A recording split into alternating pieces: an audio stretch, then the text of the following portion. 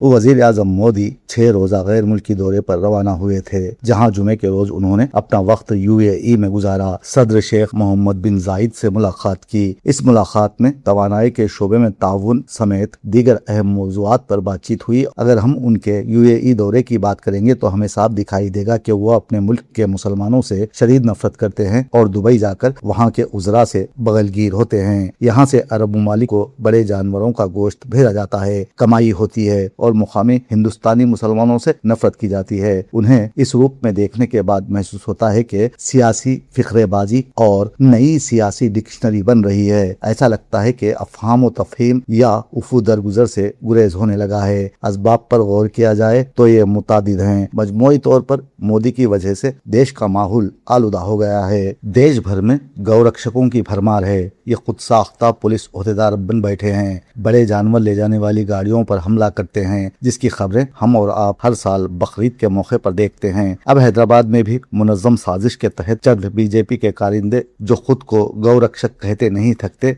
बाजारों में खुलगों की तरह दंदनाते फिर रहे हैं। अब यहाँ पुलिस की क्या जरूरत है और उन सभी चेक पोस्ट की क्या जरूरत बाकी रह गई है कि गैर जरूरी तौर पर रोजाना 4 से 6 पुलिस एहलकारों को तपती धूप में बिठाया जा रहा है। अगर ये ओहदेदार अपना काम नहीं कर रहे हैं तो उन्हें बरतरफ कर दिया जाए। इन गुंडों को शराब पिलाकर उकसाया जाता है ताकि पार्टी को मुस्तहकम किया जा सके, लेकिन पिछले दिनों इन गौरक्षकों ने नशे में धुत होकर गलत गाड़ी को नुकसान पहुंचाया, जिसके बाद मजलिसी कायद और रुकने असम्बली माजिद हुसैन मैदान में कूद पड़े और बहुत देर तक हंगामा जारी रहा। मैं समझता हूं कि सारे हिंदुस्तान ने इस वीडियो को देखा होगा। अगर अभी भी हिंदुस्तानियों आप होश में नहीं आएंगे तो ऐसे वाकयात का रोनुमा होना कोई नई बात न होगी। इसलिए आइए हम सब हिंदुस्तानी जज्बात से खेलते हैं। तुम मेरे जज्बात से खेलो, मैं तुम्हारे जज्बात से खेलूंगा। इस तरह एक नया जज्बाती भारत बनाएंगे। मोदी हिंदुस्तान को तबाही के दहाने पर लेकर आ गए हैं। ऐसे में हिंदू मुस्लिम इत्तेहाद के लिए जरूरी है कि हम सभी मिलकर फिरका परस्तों का खुलकर मुकाबला करें। सियासी तंजीमों पार्टियों को इससे दूर रखें, क्योंकि जहां सियासत आ जाती है वहां सौदे होते हैं, कौम के मफाद की बातें नहीं। और हमारे देश की सियासी पार्टियां सिर्फ और सिर्फ जज्बात से खेलना जानती हैं, क्योंकि उन्हें मुल्क को जज्बाती भारत बनाना है, न कि तरक्की याफ्ता।